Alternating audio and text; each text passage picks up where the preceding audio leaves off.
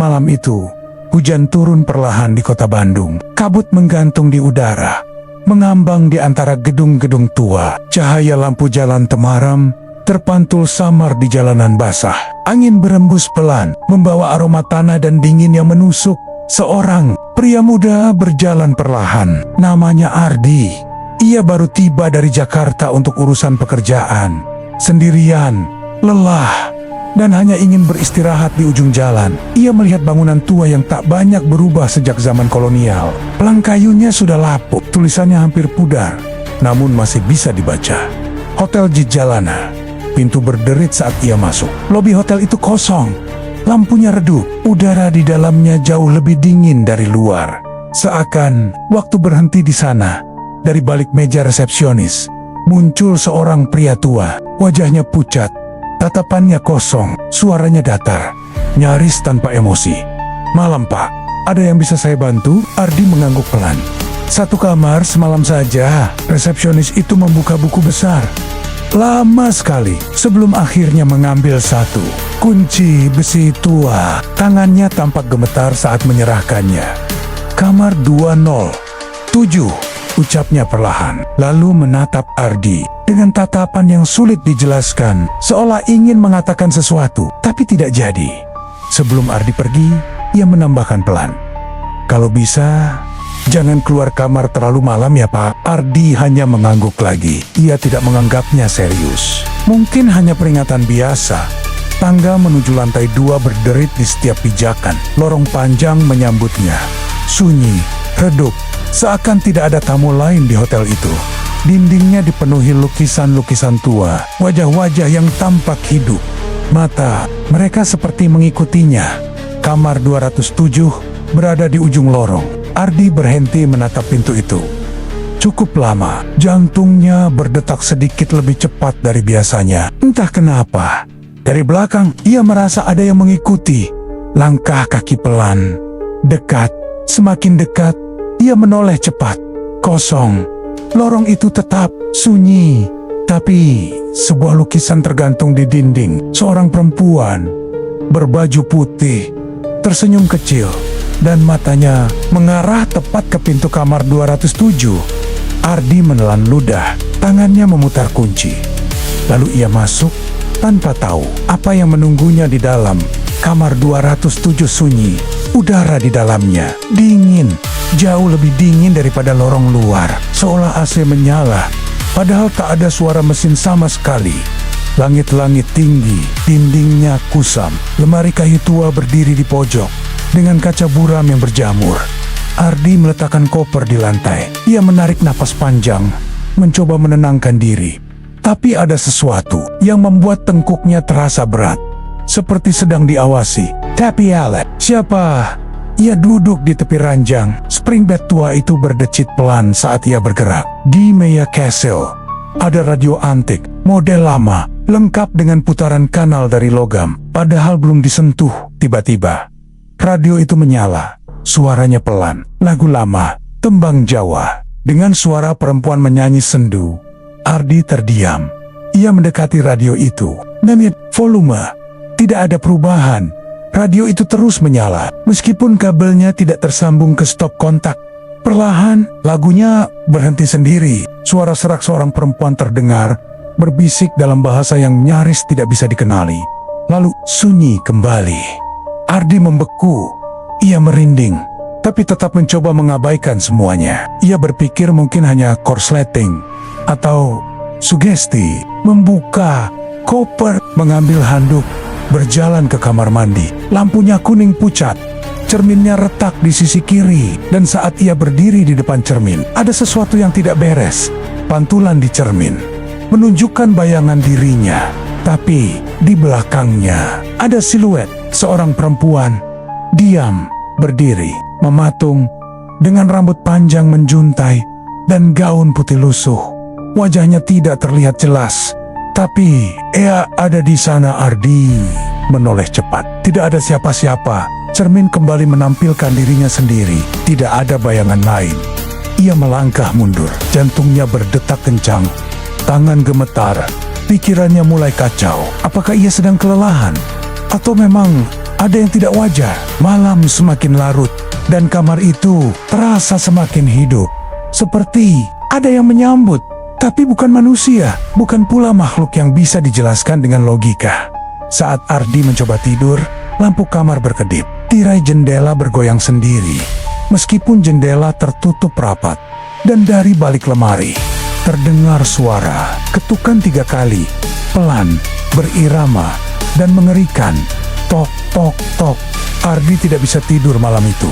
Tapi lebih dari itu, Ayet tahu bahwa malam pertama ini baru permulaan dari mimpi buruk yang tak bisa ia tinggalkan.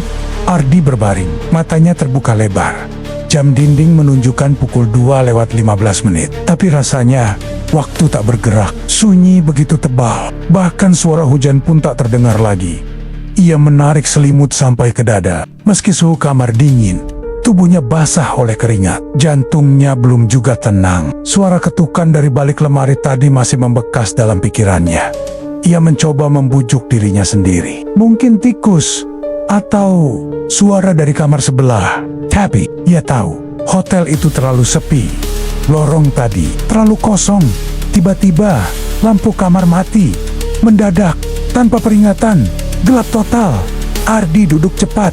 Jantungnya melonjak. Tangannya meraba-raba meja untuk mencari ponsel. Layar menyala. Jam digital menunjukkan 02,16. Namun saat cahaya dari layar ponselnya menerangi ruangan, ia melihatnya. Seseorang berdiri di pojok kamar, tepat di depan lemari, diam, tak bergerak. Wajahnya tertutup rambut hitam panjang, gaun putihnya robek. Di bagian bawah, tangannya tergantung di sisi tubuh. Tak ada suara, hanya kehadiran yang membekukan darah. Ardi terdiam, ia tak berani bersuara, tak berani bergerak, tak bisa bernapas. Dan sosok itu berjalan, 1 langkah, 2 langkah, mendekat, perlahan, tanpa suara, hingga akhirnya hilang. Menghilang begitu saja saat cahaya dari ponsel bergeser. Ardi tersentak, tangannya gemetar hebat. Ia menyalakan flashlight dan menyinari seluruh kamar. Tak ada siapa-siapa, tapi perasaan itu masih ada, dingin, tidak nyaman, seperti dipelototi dari segala arah. Tiba-tiba, ponselnya mati, baterai yang tadinya 60% lenyap begitu saja. Gelap kembali menyelimuti kamar. Lalu terdengar bisikan sangat dekat, tepat di samping telinganya. Kembalikan. Ardi meloncat turun dari ranjang, membuka pintu. Tapi lorong di luar juga gelap gulita. Tak ada satupun lampu menyala. Dan tak bagaimana, lorong itu tampak lebih panjang dari sebelumnya. Ia mundur perlahan, kembali masuk ke kamar, mengikuti pintu, menarik napas pendek, berulang kali. Tak ada yang bisa ia lakukan, selain duduk dan menunggu pagi. Sepertinya tidak ingin datang. Langit masih gelap. Ardi tidak tidur semalaman. Ia duduk bersandar di dinding, memandangi pintu kamar yang tertutup rapat. Tak berani memejamkan mata, tak berani mematikan kewaspadaan. Ia mencoba menenangkan diri, membuka koper, mencari air minum. Namun tangannya malah menyentuh sesuatu yang asing. Lembaran kertas lusuh, berbau apak. Kertas itu tak berasal dari barang miliknya. Ia mengangkatnya perlahan. Tertulis dengan tulisan tangan, mirip arang atau pensil hitam. Tulisannya goyah, tergesa-gesa. Bunyinya, jangan tidur di atas kasur itu, ada yang tinggal di bawahnya. Kalau kau dengar suara bisikan, balas ceng, abaikan, jangan buka lemari. Apapun yang terjadi, Ardi terdiam. Lembar itu bergetar di tangannya sendiri. Ia menatap kasur di depannya. Tenang, tapi sekarang terasa berbeda. Dengan ragu, ia mendekat. Lututnya menyentuh lantai kayu dingin. Ia menunduk, mengintip ke bawah kasur. Gelap, hanya celah sempit dan debu. Tapi kemudian, matanya melihatnya. Sesuatu yang tidak seharusnya ada di sana. Ada sobekan kertas lain terjepit di antara papan kasur. Dengan tangan gemetar, ia menariknya keluar. Ada coretan besar di situ, 1 kata saja, tapi cukup untuk membuat darahnya membeku. Kembali seketika, lantai kamar bergetar pelan, kasur berderit sendiri, seolah ada sesuatu yang bergerak. Di bawahnya, nafas Ardi tercekat. Ia mundur, perlahan sampai punggungnya membentur dinding. Lalu suara itu terdengar lagi, samar, pelan, dari kolong kasur. Seperti bisikan suara perempuan mengulang-ulang kata yang sama, "Kembalikan, kembalikan, kembalikan." Ardi menutup telinga, tapi suara itu terus menyusup ke kepalanya, seperti dipaksa mendengar. Ia mencoba membuka pintu, menghindar, lari, tapi gagang pintu tidak bergerak, terkunci. Dan suara dari bawah kasur semakin jelas, semakin dekat, semakin nyata. Malam itu, Ardi berlutut di lantai kamar ke-207 dengan tangan menutup telinga dan mata yang tak berani lagi melihat ke arah ranjang. Di luar, matahari belum juga muncul. Dan di dalam kamar itu, Ardi bukan lagi satu Satania yang terjaga. Pagi belum juga datang. Ardi berdiri di depan pintu kamarnya, tangan di atas gagang. Tapi tidak bergerak sudah Yakoba. Perklik, didorong, ditarik, diputar paksa. Tapi pintu itu tetap diam, seolah menyatu dengan tembok. Seolah tidak dibuat untuk dibuka lagi. Ardi mulai panik. Keringat dingin mengucur dari pelipisnya. Napasnya cepat, dadanya sesak. Ia menggedor pintu, keras, berulang kali, sampai tangannya sakit. "Halo, ada orang? Tolong, bukakan pintu." Suaranya menggema, tapi hanya sunyi yang menjawab. Lalu, sesuatu menjawab dari dalam kamar. Ketukan dari arah lemari. Tok, tok, tok, pelan, tapi jelas. Bukan suara benda jatuh, bukan suara angin. Itu ketukan seseorang atau sesuatu mengetuk dari dalam lemari. Ardi menahan napas, keringat mengalir deras di pelipis. Ketukan itu berulang, tok, tok, tok. Lalu suara bisikan kembali terdengar, lebih dekat, lebih menusuk. "Kembalikan." Sekarang Ardi mundur. Ia mendekati jendela, berharap bisa keluar dari sana. Tapi di luar jendela, bukan halaman hotel, bukan jalanan kota, bukan Bandung yang tampak hanya kabut putih tebal, pohon-pohon hitam kering, dan tanah merah yang siap baru digali. Di kejauhan, terdapat sosok seorang perempuan berbaju putih, berdiri di tengah kabut, menghadap ke jendela, menatap langsung ke arah Ardi, tanpa bergerak. Lalu, ia tersenyum, senyum yang aneh, senyum yang penuh dendam, senyum yang tidak menginginkan kedamaian. Ardi mundur, menjauh dari jendela, menjauh dari lemari, menjauh dari kasur. Tapi kamar itu terlalu kecil untuk lari. Dan waktu terasa berhenti.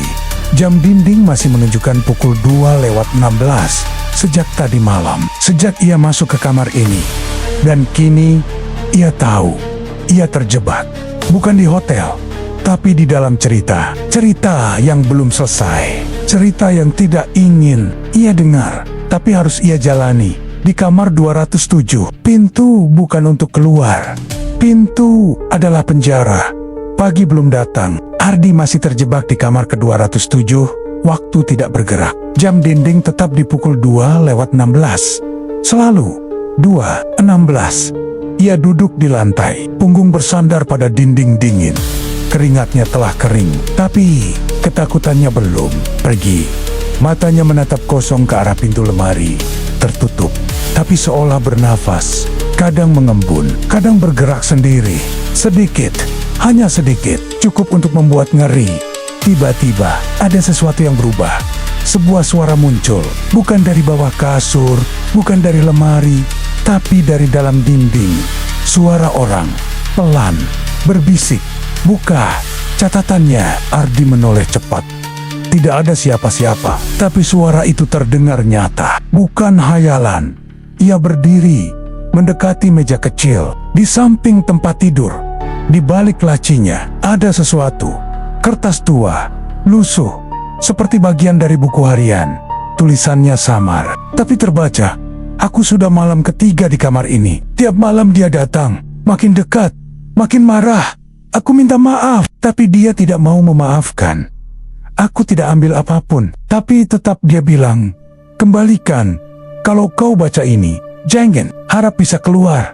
Aku masih di sini. Aku belum pergi.' Tanda tangan di bawahnya kabur.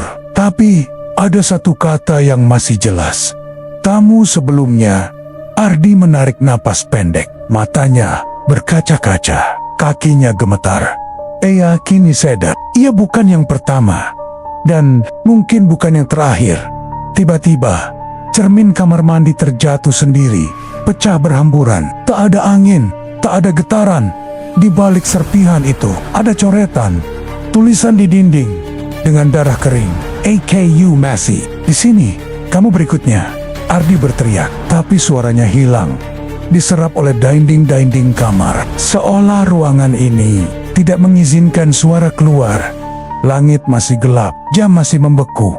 Dan kamar 207 baru saja memperkenalkan sejarah kelamnya. Kamar mandi, tempat terakhir yang bisa Ardi datangi saat rasa takut mulai mencekik. Di luar, kamar terasa semakin sempit, udara makin berat, dan bisikan tak pernah berhenti. Ia berjalan perlahan ke dalam. Lampu kamar mandi berkedip-kedip, cahaya redup, bayangan bergerak di dinding. Wastafel itu masih sama, putih, sedikit retak di pinggirannya. Tapi pagi ini ada yang berbeda. Air mengalir sendiri. Tits, Demi, tits. Seperti suara jam yang berdetak tak berirama. Lalu Ardi melihatnya. Rambut hitam pekat, basah, panjang, keluar dari lubang. Wastafel terurai seperti ular, melilit, menjulur, mencapai bibir wastafel. Ardi menahan napas. Rambut itu bergerak, pelan, seperti merangkak, mencari sesuatu. Tiba-tiba, air berubah warna. Dari bening menjadi merah. Merah gelap, darah. Rambut itu basah oleh darah, menetes ke lantai, menyebar seperti akar. Ardi mundur, tubuhnya membentur dinding, tapi pandangannya terkunci. Ia tahu kalau ia berpaling, sesuatu akan muncul dari cermin. Dan ia benar, dari sudut cermin yang retak. Perlahan, mengkiau wajah perempuan dengan mata hitam kosong. Kulitnya pucat membiru dan bibirnya robek, seakan terus mengucapkan satu kata, "Kembalikan." Ardi menutup mata. Ia ingin berlari, tapi kakinya kaku, tertanam oleh ketakutan. Lalu rambut itu menyentuh kakinya, dingin, licin, seolah hidup. Ardi berteriak, tapi lagi-lagi tak ada suara, tak ada yang mendengar. Hanya dia dan sesuatu yang tinggal di kamar ini. Dan kamar mandi itu bukan tempat bersih, tapi tempat kembali, tempat arwah yang tertahan. Ardi keluar dengan langkah goyah, mening rambut yang kini menempel di lantai, menyeret ke arah tempat tidur. Ia tahu waktunya tak banyak lagi, tapi untuk bisa keluar, ia harus tahu satu hal. Apa yang harus dikembalikan? Lorong itu kembali sepi, dingin menyelimuti udara. Ardi berdiri di depan pintu kamar sebelah, kamar ke-206. Pintu itu tampak biasa, tak ada yang aneh, tapi sesuatu mengusik pikirannya. Sesekali, ia bisa merasakan mata mengawas dari dalam kamar itu. Kamar 207 terasa semakin sempit. Kamar terasa terjepit, udara makin berat, tapi pintu kamar sebelah sepertinya mengundang. Ia menyentuh gagang pintu ke-206, cukup keras, tapi pintu itu tidak terkunci. Dengan hati-hati, ia mendorongnya perlahan. Kamar itu gelap, seperti kamar yang terlupakan. Tidak terjamah waktu, lantai berdebu, tirai jendela tertutup, rapat. Lampu mati, hanya ada sedikit cahaya yang merembes dari sela-sela pintu yang terbuka. Ardi masuk, langkahnya berat, lantai kayu berderit pelan di bawah kaki. Di tengah ruangan ada sebuah meja. Di atasnya beberapa benda tua, foto hitam putih, sebuah kursi tua yang terbalik. Tapi yang paling mencurigakan adalah bau amis, seperti darah, lama, tercampur dengan bau lembab. Ardi memeriksa lebih dekat. Di dinding ada tanda yang terlihat seperti bekas darah yang sudah mengering. Tulisannya samar, tapi terbaca jelas di mata Ardi. "Jangan buka." Tiba-tiba, suara dari luar kamar terdengar. Ketukan keras dari pintu kamar 206. "Siapa itu?" Ardi bertanya. Meski suara di dalam hatinya tahu, tidak ada yang akan menjawab. Pintu terbuka sedikit, dan di baliknya hanya ada lorong yang kosong, hanya gelap, Di meja, Ardi melihat sebuah buku kecil. Di sampingnya ada pena tua yang sudah mulai berkarat. Dengan tangan gemetar, ia membuka buku itu. Tulisannya kasar, tapi terbaca dengan jelas. Aku tidak bisa keluar. Aku tidak bisa berhenti. Dia datang setiap malam. Ardi berhenti sejenak. Jantungnya berdebar lebih cepat. Tapi kamu bisa keluar. Dengan cepat, Ardi menutup buku itu. Ia tahu apa yang harus dilakukan. Ia harus keluar dari kamar ini. Tapi saat ia berbalik dengan langkah cepat, pintu 206 menutup dengan sendirinya. Lagi-lagi, ia terjebak. Dan di luar pintu, di balik tirai jendela kamar 206, sesuatu bergerak. Seseorang berdiri, mengawasi dari dalam. Ardi merasakan sesuatu di belakangnya. Tangan yang dingin menyentuh pundaknya. Suara bisikan kembali terdengar. Kembalikan. Langkah Ardi kembali ke kamar 207 terasa berat.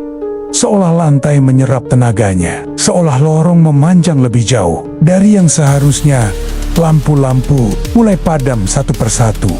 Dari ujung lorong menuju ke arahnya, cahaya surut. Kegelapan datang mendekat. Dan di bawah cahaya terakhir, Ardi melihatnya. Jejak merah, basah, berbentuk tapak kaki. Setiap langkah darah itu mengarah ke pintu kamarnya. Dari ujung lorong, dari arah kamar yang tak pernah dihuni, ia berlutut, menyentuh salah satu tapak. Hangat, segar. Darah itu baru saja mengalir, baru saja dilepaskan dari tubuh yang masih hidup, atau baru mati. Ardi berdiri cepat. Ia menoleh ke belakang. Lorong kosong, tapi tapak-tapak itu bertambah satu demi satu. Langkah demi langkah mendekat, tapi tak ada siapa-siapa. Hanya suara basah seperti daging diseret. Lalu dari balik dinding, muncul begitu saja dari celah cat yang terkelupas. Tangan kurus, pucat, berlumuran darah. Tangan itu meraba-raba, mencari Ardi. Ia berlari, tersandung, menabrak dinding, jatuh.